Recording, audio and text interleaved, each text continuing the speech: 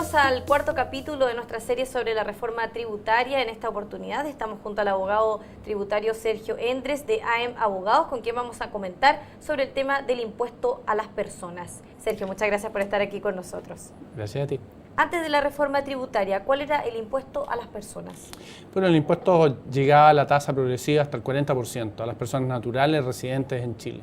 Y hoy día la reforma propone, y es lo que al parecer se va a aprobar, un 35%.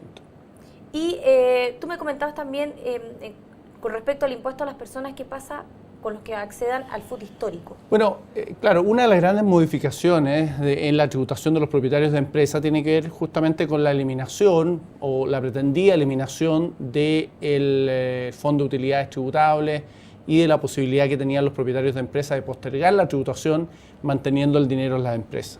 Y esto produjo durante los años que estuvo en vigencia, desde el año 84 en adelante, una gran acumulación de utilidades en las empresas, especialmente en las sociedades de inversión. Exacto. Entonces, el proyecto de ley, como ustedes saben, tiene dos sistemas. Uno, eliminar totalmente la necesidad de un fondo de utilidades, lo que se denomina el sistema de renta atribuida.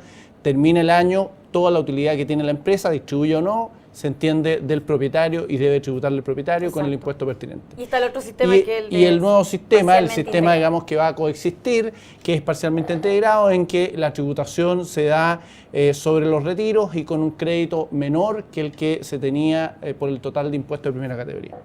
Pues bien, para las utilidades que van a estar hasta el 31 de diciembre del 2014, la ley consideró un estatuto especial. Durante el año 2015, las contribuyentes, las personas naturales, pueden elegir cómo tributar con ese fondo. Exacto. De utilidades que está en la sociedad.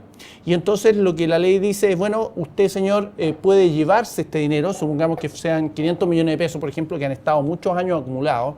Si se los llevara, tendría que llevarlos a global, con tasa de hasta 35%. Exacto. Entonces, la ley le dice, mire, usted va a aplicar a esos 500 millones, puede aplicar, o tiene esa opción de aplicar solamente un 32%. O sea, se rebaja la tasa y quedan un 32%, con el crédito del impuesto de primera categoría que han pagado las empresas.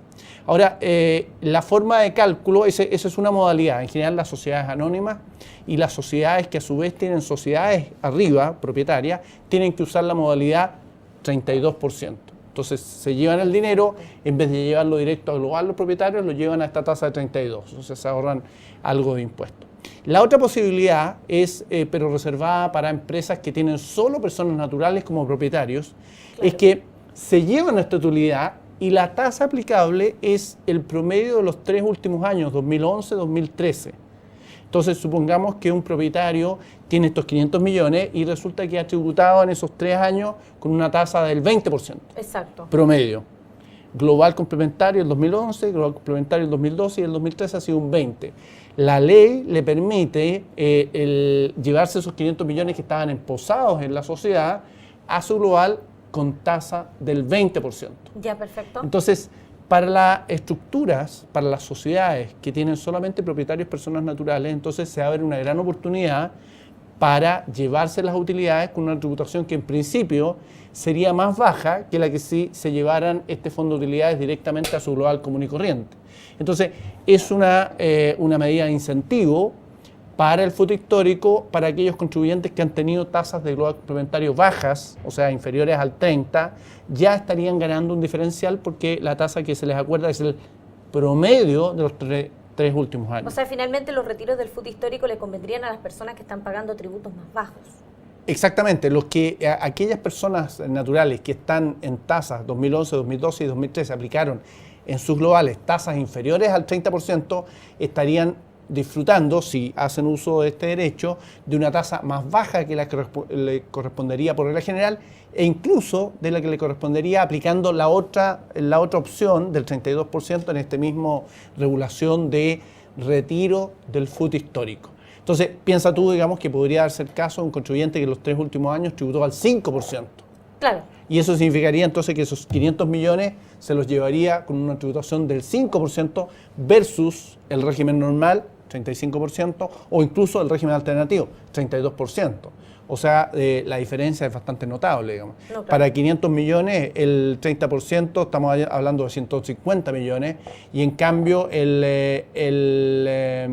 5% es bastante menos que 25 millones. 25 millones. Entonces 25 versus 150. Digamos. Entonces las personas naturales van a tener durante el año 2015 la posibilidad, porque pueden realizar esta opción durante todo el año, van a poder, digamos, considerar su situación específica y elegir si se llevan el fondo de utilidad. ¿Cuál le conviene? Probablemente en muchos casos pueda ser interesante, digamos, llevarse una parte o todo el fondo de utilidades optar por esta modalidad que se ofrece, digamos, solamente hasta el 31 de diciembre del 2015.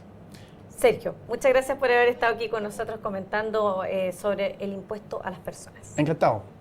Y a ustedes los esperamos en nuestro siguiente capítulo de la serie de Reforma Tributaria, donde estaremos comentando particularmente sobre la pequeña y mediana empresa.